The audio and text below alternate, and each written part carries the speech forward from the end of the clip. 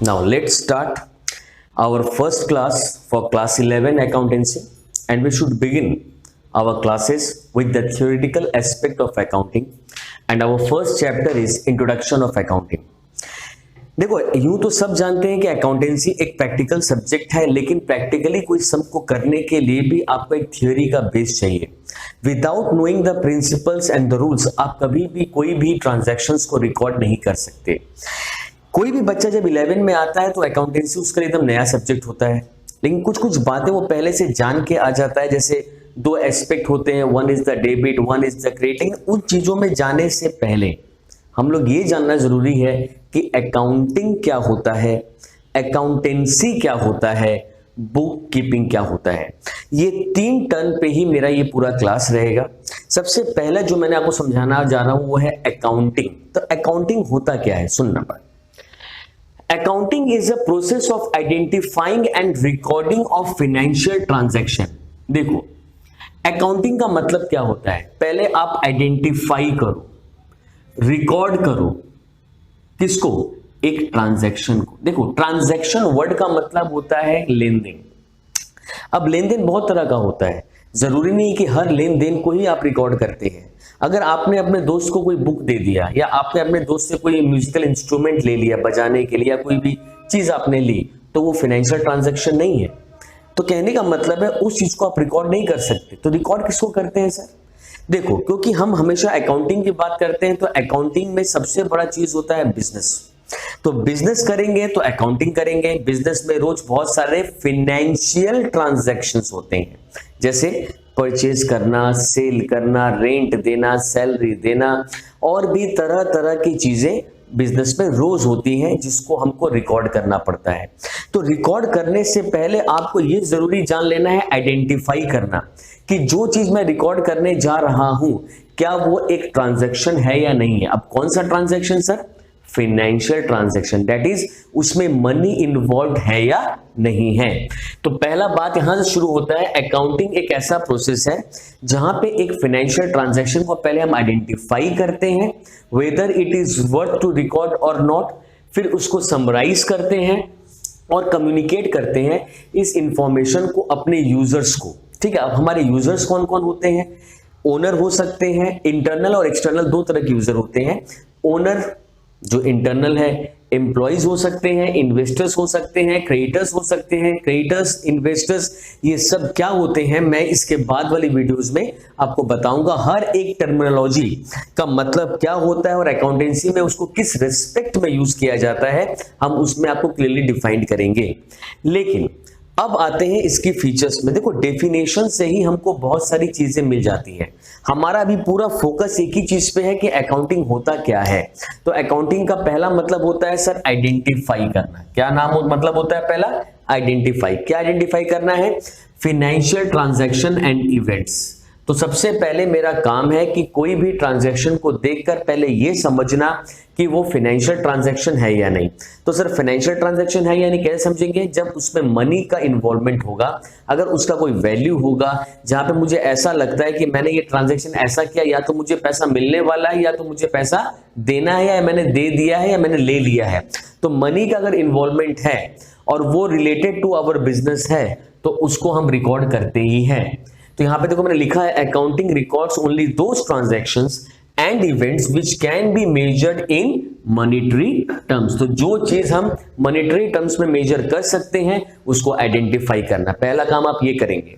उसके बाद सर क्या करना है? मेजरिंग। देखो, अब कोई ट्रांजैक्शन मैंने आइडेंटिफाई कर लिया कि भाई ये रिकॉर्डिंग करना है क्योंकि ये फाइनेंशियल ट्रांजैक्शन है, इसमें मनी इन्वॉल्व है। अब मेजरमेंट कैसे करना है?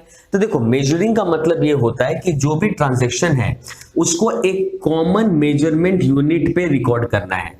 अब सर कॉमन मेजरमेंट, अब अगर हम इंडिया में हैं तो इंडिया में हर एक ट्रांजैक्शन रुपी में होता है, तो हर एक ट्रांजैक्शन को रुपी में कन्वर्ट कर दो, उसके बाद उसका वैल्यू को रिकॉर्ड कर लो। अगर हम यूएसए में रहेंगे तो ट्रांजैक्शंस को डॉलर में कन्वर्ट कर देंगे और उसके बाद उसके वैल्यू को रिकॉर्ड कर लेंगे।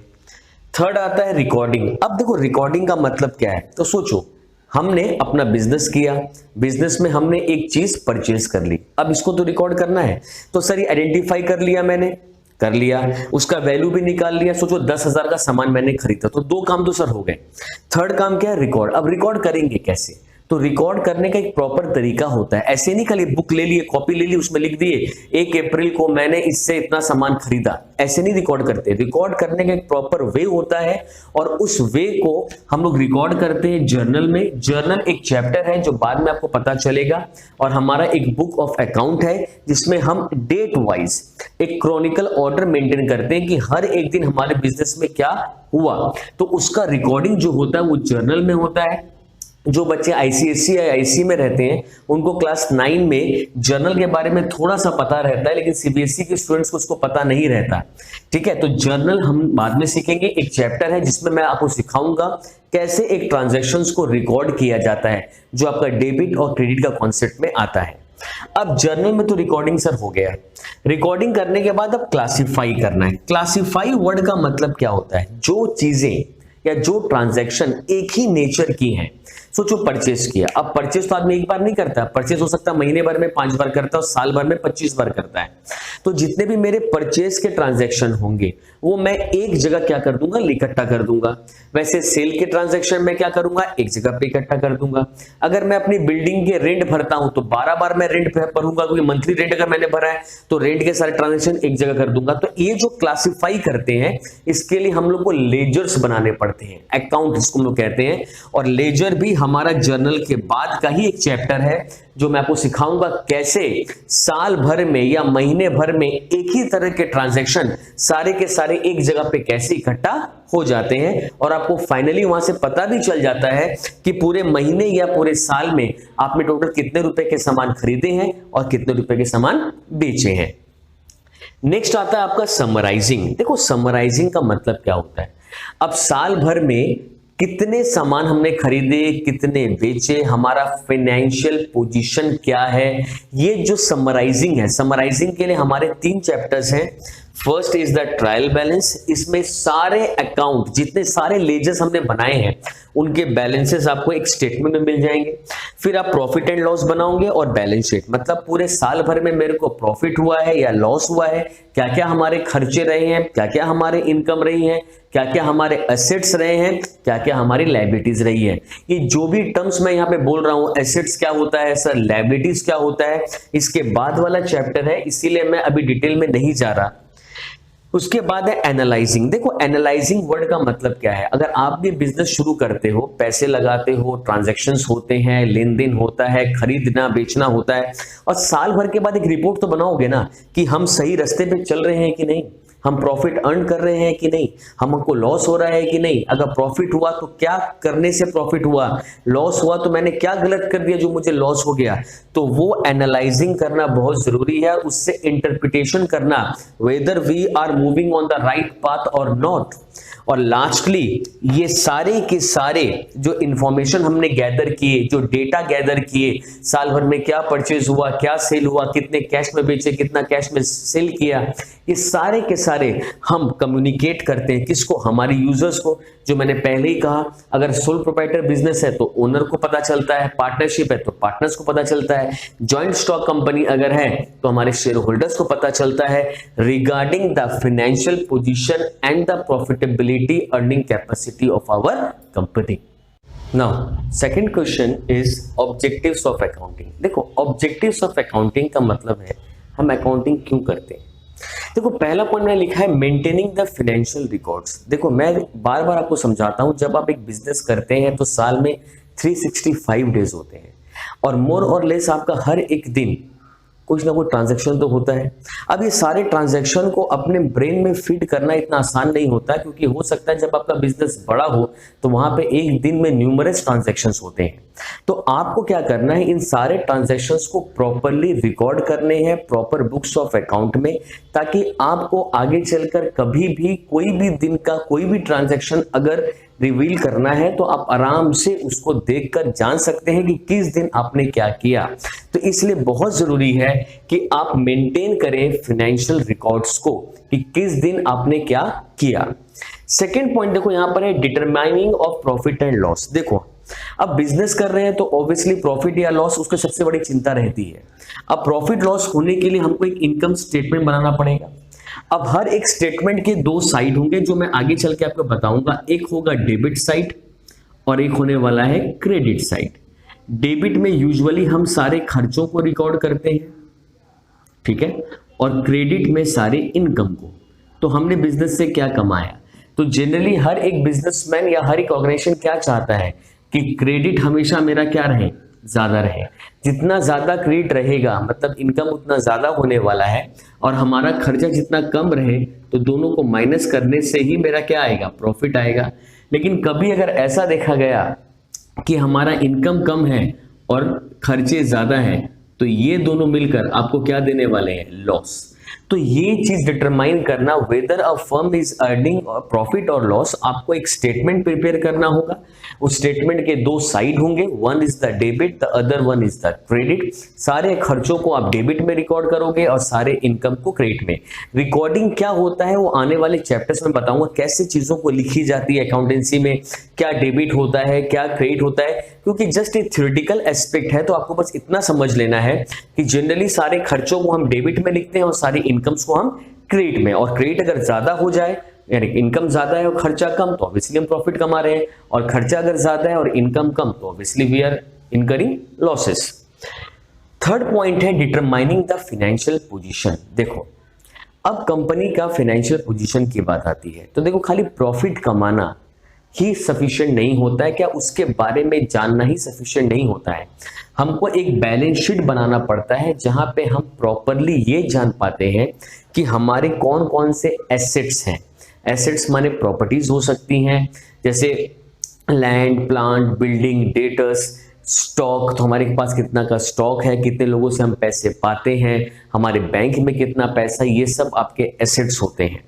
उसी तरह हमारी लायबिलिटीज क्या क्या है, हमने खुद का ओनर कैपिटल, हमने खुद का कितना पूंजी इन्वेस्ट किया है, हमने बैंक से कितना लोन लेके रखा है, कितने सप्लायर से हमने उधार में रॉ मटेरियल खरीद के रखा है, तो हमारी लेनदारी कितनी है और हमारी देनदारी कितनी, कितने लोगों से हम पैसे पाएंगे, या हमारा एसेट्स का क्या वैल्यू है, और हम कितने लोगों को पैसा हमें देना है। तो ये सब चीज हम लोग बैलेंस शीट में रिकॉर्ड करते हैं, जिससे हम ये जान पाए कि हमारा जो बिजनेस का पोजीशन है वो स्टेबल है या अनस्टेबल है। अगर उधारी ज्यादा हो जाए तो ऑब्वियसली हम लोग अनस्टेबल पोजीशन पे आ जाते हैं। फोर्थ है फैसिलिटेटिंग द मैनेजमेंट। देखो हर एक बिजनेस को चलाने के लिए मैनेजमेंट होता है। Management means group of people जो हमेशा ये ध्यान रखता है कि आप बिजनेस सही तरीके से चला रहे हैं या नहीं चला रहे हैं। मैं एक ज्वाइंट स्टॉक कंपनी की बात कर रहा हूँ। छोटे मोटे बिजनेस में तो इंसान जो ओनर होता है वही अपने आप में एक मैनेजमेंट बन जाता है। मैनेजमेंट को इन चीजों से क्या फायदा होता है, वो डिसीजन लेने में आसानी होता है। अगर हम बिजनेस को देख रहे हैं कि बिजनेस अगर मेरा डाउनफॉल हो रहा है या बिजनेस में लॉसेस होने के चांसेस बढ़ रहे हैं, तो हम ऐसी कुछ डिसीजंस लेंगे जिससे हम उस चीज से ऊपर आ सके। अगर हम देख रहे हैं कि हम प्रॉफिट कमा रहे हैं, तो प्रॉफिट के रीजंस क्या क्या हैं, क्या हमारे पास और अपॉर्चुनिटी है कि उसको और ज्यादा बढ़ा ले। तो ये चीजें डिसीजंस मेकिंग में आने वाले वक्त में हमारी बिजनेस की क्या स्ट्रेटेजीज रहेगी, हम अपने सामान को और कौन कौन से मार्केट में बेच सकते हैं। तो ये सब जो डिसीजंस है, फोरकास्टिंग है, हमारे सामान का कॉस्ट क्या आने वाला है बनाने का, प्रोडक्शन कॉस्ट, बजटिंग करना, ये सब हेल्पफुल होता है मैनेजमेंट के लिए। तो अकाउंटिंग करने से ये चार चीजें आपको हमेशा फायदा देंगी। अब आ जाते हैं हम इसके फंक्शन में, कैसे फंक्शन होता है ये। देखो जब आप सिस्टमेटिकली रिकॉर्ड को मेंटेन करते हो तो उसके लिए करना क्या होता है, सबसे पहले तो आपको फाइनेंशियल ट्रांजैक्शन आइडेंटिफाई करना, जो मैंने पहले कहा, फिर आपको उसको मेजर करना है, ये भी मैंने कहा। अब आता था रिकॉर्डिंग। तो रिकॉर्डिंग करेंगे कैसे, सबसे पहले हम रिकॉर्ड कहाँ करते हैं, जर्नल में। जर्नल आपको बताता है हर एक दिन आपने क्या क्या किया, किससे पैसे लिए, किसको पैसे दिए, हर एक चीज, किससे सामान खरीदा, किसको सामान बेचा। फिर सारे एक तरह के रिकॉर्डिंग जो जर्नल में हमने किए हैं वो कहाँ ट्रांसफर हो जाते हैं, लेजर पे। लेजर में हमको पता चलता है पूरा ड्यूरिंग द मंथ या ड्यूरिंग द ईयर या ड्यूरिंग द 6 मंथ और क्वार्टरली हर एक तरह के ट्रांजेक्शन्स में क्या क्या हुआ, उसका फाइनल बैलेंसेस क्या है, और वो कहाँ ट्रांसफर हो जाता है, ट्रायल बैलेंस में। ट्रायल बैलेंस जस्ट एक स्टेटमेंट होता है जहां पे हम ये देखते हैं कि हमारे दो aspect, that is the debit and the credit, वो टैली कर रहे हैं कि नहीं, कोई ट्रांजैक्शन छूटा है या नहीं, ये सब चीज। ये जस्ट एक मैथमेटिकल एक्यूरेसी के लिए हम लोग बनाते हैं। और फाइनली हम शिफ्ट करते हैं फाइनल अकाउंट में। फाइनल अकाउंट मींस जहां पे हमको प्रॉफिट लॉस और बैलेंस शीट मतलब इनकम स्टेटमेंट और बैलेंस शीट दोनों इसके पार्ट होते हैं, और वहां से हमें पता चलता है कि हम प्रॉफिट अर्न कर रहे हैं या लॉस इनकर कर रहे हैं, हमारे एसेट्स के क्या पोजीशन है, क्या वैल्यू है, और लायबिलिटीज में हम कहां खड़े हैं। तो ये सिस्टमेटिक रिकॉर्ड आपको बता देता है।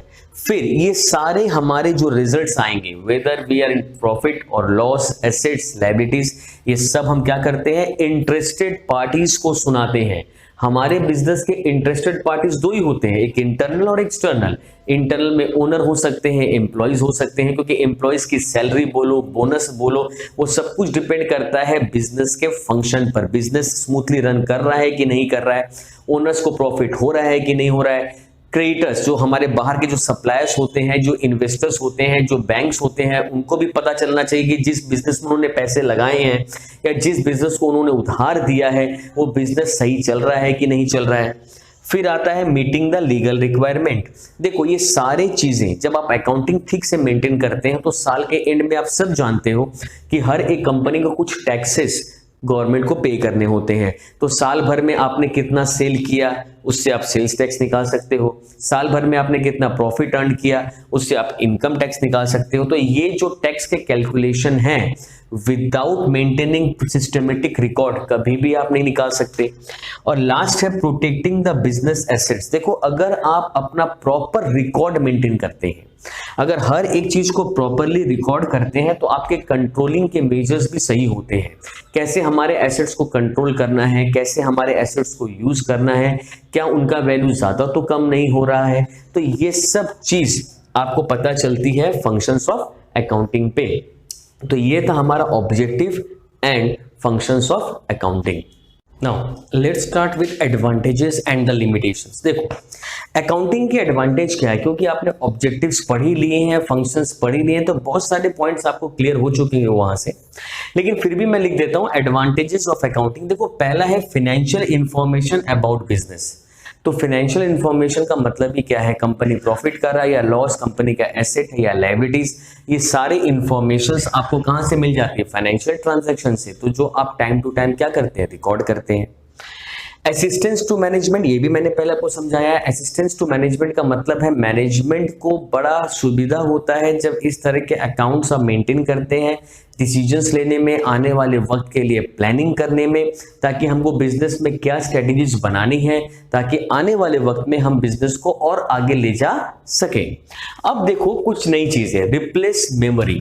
देखो रिप्लेस मेमोरी मैंने आपको पहले ही बोला था कि आपके लिए ये पॉसिबल नहीं होता है कि इतने सारे ट्रांजैक्शंस को अपने माइंड में सेटअप करना, क्योंकि हमारे बिजनेस में न्यूमरस ट्रांजैक्शंस होंगे।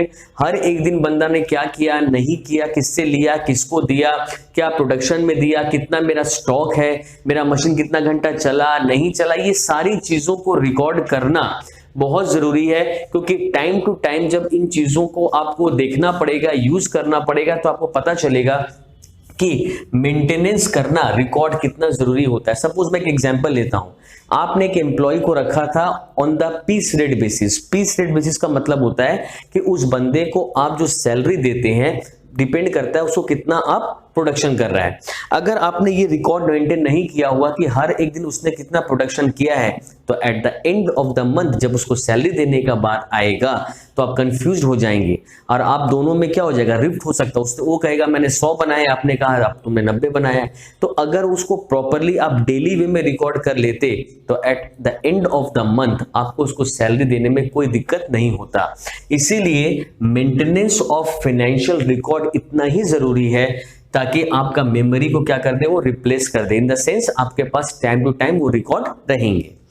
फिर आता है फैसिलिटेट्स द लोन। देखो आज अगर आप अपने घर में भी देखते हो, कई बार सुनते हो कि हमें होम लोन लेना है या एजुकेशन लोन लेना है, तो आप जब बैंक के पास जाते हैं तो आपको बोलता है भाई आपका इनकम टैक्स रिटर्न बताइए या आपकी सैलरी स्लिप बताइए, आप जो भी एक्टिविटीज करके पैसे कमाते हैं उसका एक प्रूफ दीजिए। तो उसी तरह अगर बैंक भी लोन लेने जाएगा, अगर बिजनेस भी बैंक में जाएगा लोन लेने के लिए, तो बिजनेस को भी क्या देना पड़ेगा, प्रूफ देना पड़ेगा कि वो साल भर में कितने रुपए का सामान बेचता है, कितने का खरीदता है, उसका टर्नओवर क्या है, प्रॉफिट क्या है, लॉस क्या है। तो विदाउट मेंटेनिंग फाइनेंशियल रिकॉर्ड क्या ये पॉसिबल है? तो रिकॉर्ड मेंटेन करने से अकाउंटिंग करने का एडवांटेज ये है कि आप जब भी बैंक के पास जाओगे तो आपको लोन मिल सकता है। नेक्स्ट आता है एविडेंस इन द कोर्ट। देखो एविडेंस इन द कोर्ट का मतलब क्या होता है, कई बार ऐसे होते हैं कि कुछ पार्टीज जो आपसे सेटिस्फाइड नहीं होते हैं, तो कई बार आपके अगेंस्ट जाके कोर्ट में केस फाइल कर सकते हैं। सपोज करो आपका ही कोई सप्लायर था जो आपको सामान सप्लाई किया था, लेकिन आपने उसको पेमेंट नहीं किया ड्यू टू बैड क्वालिटी, या आपने कहा कि भाई हम पेमेंट कम करेंगे, प्राइस को कम करो, और उसने ये बात नहीं मानी और वो सीधा कोर्ट में केस फाइल कर दिया। लेकिन अगर आपके पास मेंटेनेंस ऑफ रिकॉर्ड होता, अगर आपने रिकॉर्ड किया था कि भाई इस दिन को उस बंदे ने इतना रॉ मटेरियल दिया, नेक्स्ट डे मैंने उसे कन्वे कर दिया था कि आपका रिकॉर्ड, आपका जो मटेरियल है वो सही नहीं है, तो अगर ये सब चीज रिकॉर्ड रहेंगी तो वो कोर्ट में आप पेश कर सकते हैं एज एन एविडेंस, और कई बार कोर्ट इसको प्रूफ के तौर पर ले लेता है। लास्ट है facilitate the sale of business. सोचो कभी ऐसा भी हो सकता है कि आप बिजनेस अब नहीं करना चाहते और ये बिजनेस को आप बेचना चाहते हैं, तो आपके बिजनेस का क्या वैल्यू है ये किस पे डिपेंड करता है कि आपके बिजनेस में कितने एसेट्स हैं, आपके बिजनेस का क्या कर्जा है, लायबिलिटी, और आपके बिजनेस का क्या प्रॉफिट कमाने का एबिलिटी है। इन सब के ऊपर बेस करके आपके बिजनेस का एक वैल्यू निकलता है, और उस वैल्यू पे आप बिजनेस को अपना बेच सकते हैं किसी भी पार्टी को। लेकिन ये सारे कैलकुलेशन तभी तो पॉसिबल हैं जब आप क्या करोगे, प्रॉपरली और सिस्टमेटिक वे में अकाउंटिंग करोगे। तो ये था आपका अकाउंटिंग का एडवांटेज। अब हम लोग आ जाते हैं अकाउंटिंग के डिसएडवांटेज में। तो सर अकाउंटिंग का भी डिसएडवांटेज होता है? होता है। क्यों होता है? देखो, जब हम अकाउंटिंग करते हैं तो कुछ ट्रांजैक्शंस को हम एस्टिमेट्स के फोरकास्टिंग के बेस पे कर देते हैं। जैसे मैं एग्जांपल देता हूं, पहला बोला है accounting is not fully exact. Is not fully exact का मतलब सोचो कि आपने 1000 क्वांटिटी कोई सामान बनाया जो मार्केट में 800 क्वांटिटी एक प्राइस पर बिक गया। अब 200 क्वांटिटी आपके बिजनेस का गोडाउन में पड़ा हुआ है, अब उसके मूवमेंट नहीं आ रही, मतलब उसका डिमांड नहीं बढ़ रहा है, काफी दिनों से वो पड़ा हुआ है, 1 साल हो गया पड़ा हुआ है, तो उसका तो जो वैल्यू मार्केट में होगा दिन पे दिन क्या होगा, कम हो रहा है। तो सोचो आपने एस्टिमेट किया कि उसका वैल्यू 100 रुपया है 2 साल के बाद, लेकिन जब मार्केट में आप बेचने निकले तो आपको शायद 60 रुपया भी कोई नहीं दे रहा है। तो आपने जो वैल्यू किया अपने क्लोजिंग स्टॉक का अपने एस्टिमेट के हिसाब से किया, लेकिन रियल पिक्चर जो है मार्केट में कुछ अलग ही निकल गया, तो जिसकी वजह से कई बार जो हम एस्टिमेट्स करते हैं वो एग्जैक्टली सही हो ये जरूरी नहीं होता है। तो ये लिमिटेशन है। अनरियलिस्टिक इंफॉर्मेशन, देखो कई बार हम जब बिजनेस में कुछ एजम्पशंस लेते हैं तो उसमें से मैं आपको, इसमें भी एक चैप्टर है थ्योरी का ही है, एक एजम्पशन है गोइंग कंसर्न। गोइंग कंसर्न का मतलब होता है कि हम ये मान लेते हैं आने वाले फोर्सेबल फ्यूचर तक ये बिजनेस चलेगा ही, बिजनेस बंद नहीं होगा। क्या ये हमारा सोचना सही है? आप आसपास कई बार देखते हो कुछ बिजनेस ऐसे होते हैं जो ये सोच के ही स्टार्ट होते हैं कि आने वाले काफी वक्त तक हम चलाएंगे, लेकिन ऐसा ही होता है कि साल 2 साल बाद वो दुकान या वो बिजनेस क्या हो जाते हैं, बंद हो जाते हैं ड्यू टू लॉसेस। तो ये एजम्पशन लेके बिजनेस चला लेना कि गोइंग कंसर्न ही रहेगा, ये भी सही कई बार नहीं होता है। Ignores the qualitative element. देखो क्वालिटेटिव एलिमेंट बहुत जरूरी होता है। एक एम्प्लॉय कितना प्रोडक्शन किया ये तो हम रिकॉर्ड करते हैं, तो 2 एम्प्लॉय ने बराबर प्रोडक्शन किया, लेकिन हो सकता है एक का क्वालिटी दूसरे से बेहतर है तो वो ज्यादा वेजेस या सैलरी डिजर्व करता है इन कंपैरिजन टू अदर। लेकिन इन चीजों को कई बार क्या करता है अकाउंटिंग इग्नोर कर देता है, क्योंकि अकाउंटिंग में हम सिर्फ वो चीज रिकॉर्ड करते हैं जो मनी के टर्म्स में वैल्यू की जा सकती है, जिसका कोई नंबर हो, लेकिन जो क्वालिटेटिव चीजें होती हैं उनको रिकॉर्ड नहीं किया जाता। नेक्स्ट आता है विंडो ड्रेसिंग। विंडो ड्रेसिंग का मतलब क्या होता है? जब अपनी खिड़की को आप सजा लेते हैं, तो खिड़की को सजाने का मतलब अकाउंटेंसी में क्या होता है सर? अकाउंटेंसी में कई बार जब आप अपने लॉसेस को छुपाना चाहते हैं, आप ये बताना चाहते हैं दुनिया को कि आप बहुत अच्छे पोजीशन पे हैं। सर ऐसा क्यों बताना चाहते हैं? इसलिए ताकि आपके सप्लायर का, आपके इन्वेस्टर्स का, आपके बैंक्स का, आपके एम्प्लॉयज का आप पे भरोसा बना रहे। तो कई बार चीजों को आप मैनिपुलेट कर देते हैं, गलत फिगर्स पेश कर देते हैं, गड़बड़ी करते हैं अकाउंटिंग करने में, ताकि लोगों को ये भरोसा बना रहे कि आप बहुत अच्छा बिजनेस कर रहे हैं। तो आप ट्रू एंड फेयर व्यू अपने बिजनेस का लोगों तक पहुंचने नहीं देते हैं। तो ये था आपकी लिमिटेशंस। तो ये एडवांटेज एंड लिमिटेशंस आपकी खत्म हो गई। अब हम मूव करते हैं यूजर्स पे। अब ये जो भी आप अकाउंटिंग करते हैं इसका फायदा या यूजर्स कौन है? देखो मैंने 2 पार्ट किए हैं, एक इंटरनल और एक एक्सटर्नल। इंटरनल के ओनर कौन है? ओनर कौन होते हैं सर? ओनर तो वही है जो इंसान बिजनेस से पैसा लगाया, वो बेचारा सबसे ज्यादा रिस्क पे होता है, उसको बड़ा डर लगा रहता है मेरा पैसा डूबेगा कि बचेगा। तो ऑब्वियसली इन सारे इंफॉर्मेशन का सबसे पहला यूजर कौन होना चाहिए? ओनर होना चाहिए। उसको बड़ा क्यूरियोसिटी होता है ये जानने में कि हमको प्रॉफिट हुआ है या लॉस, मेरा कैपिटल सेफ है या नहीं है। सेकंड होता है मैनेजमेंट। कई बार याद रखना, मैनेजमेंट यूं तो ओनर से अलग होता है, हर एक बड़े कंपनी में होना भी अलग चाहिए। ओनर वो इंसान हो गया जो पैसे लगा दिया, लेकिन डिसीजंस मेकिंग कौन करता है? मैनेजमेंट।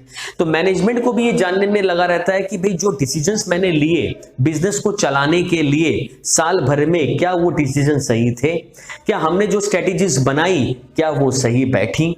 क्या हमने जो भी डिसीजंस लिए फंड को लेकर, कहां से पैसे आएंगे, कहां पैसे हम इन्वेस्ट किए, कौन सा मैंने मशीन खरीदा, कौन सा सामान मैंने ज्यादा बनाया, कहां कम बनाया, कौन से मार्केट में ज्यादा बेचा, ये जो सारी स्ट्रेटेजीज हमने ली, डिसीजंस मेकिंग की, वो सही थी या नहीं? तीसरा इंसान जो होता है वो होता है एम्प्लॉय। एम्प्लॉय भी बड़ा क्यूरियोसिटी रखता है इस जानने में इस बातों को कि कंपनी को प्रॉफिट हुआ या लॉस, क्योंकि उसकी सैलरी, उसका प्रोविडेंट फंड, उसका ESI सब कुछ कंपनी पे डिपेंड करता है। क्या कंपनी ने टाइम टू टाइम PF जमा किया है कि नहीं? क्या कंपनी ने टाइम टू टाइम ESI में पैसे जमा किए हैं कि नहीं? क्या कंपनी मुझे बोनस देने वाली है? क्या कंपनी मुझे ग्रेच्युटी देगी कि नहीं? तो ये सब कुछ डिपेंड करता है कंपनी के प्रॉफिटेबिलिटी पे, कंपनी के पोजीशन पे। तो ये तीन वो इंटरनल यूजर्स होते हैं जिनको कंपनी के रिजल्ट्स के बारे में जानना होता है। इसके अलावा बाहर के भी कुछ लोग होते हैं। सबसे पहले तो बैंक जो आपको पैसे दे दिया है तो उसको तो सबसे बड़ा डर लगा रहता है कि क्या मेरा लोन रिकवर होगा या नहीं, क्या आप टाइम टू टाइम इंटरेस्ट पे करेंगे या नहीं, आपका क्या बिजनेस स्टेबल पोजीशन पे है या अनस्टेबल पोजीशन पे है।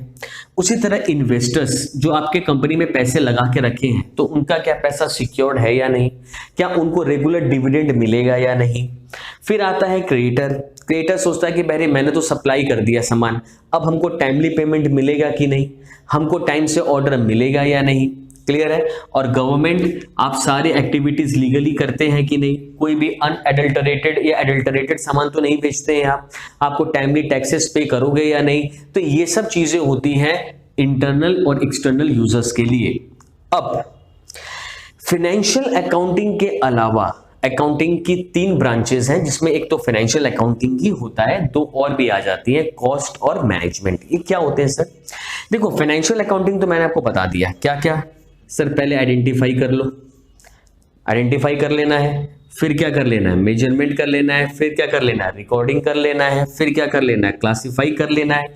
तो क्लासिफाई करने के बाद क्या करना है, एनालिसिस करना है, इंटरप्रिटेशन करना है, उसके बाद कम्युनिकेटिंग करना है। तो ये सब फीचर्स तो हम लोग पहले पढ़ के आ गए। तो ये सारी चीजें तो फाइनेंशियल अकाउंटिंग में हो जाती है, journal, ledger, trial balance, financial balance sheet सब कुछ बन जाते हैं। ये दोनों क्या है सर? देखो cost accounting and management accounting का मतलब क्या होता है? कॉस्ट अकाउंटिंग का मतलब होता है कि जब आप कोई भी एक्टिविटी परफॉर्म करते हैं, आपका सोचो फैक्ट्री है या आप कोई प्रोडक्शन यूनिट लगा रखे हैं या आप कोई मैन्युफैक्चरिंग करते हैं, तो वहां पर एक सामान कितने रुपए पे बना, इसका जो कॉस्ट निकालते हैं, ये कॉस्ट एक अलग सेपरेट अकाउंटिंग होता है जो आता है कॉस्ट अकाउंटिंग के अंडर में।